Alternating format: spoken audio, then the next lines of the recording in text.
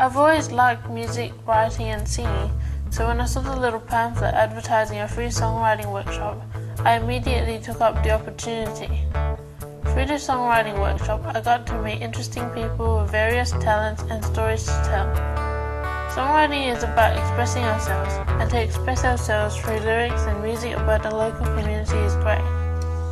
We write songs about the past community and the walking trail.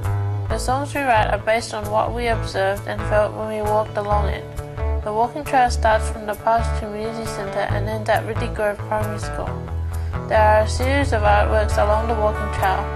I felt inspired to write about the people of the community and the changes that are happening in the local area.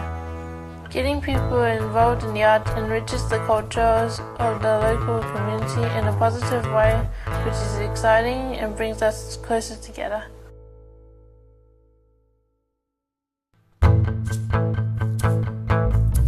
At the markets, it's apparent that there is such diversity.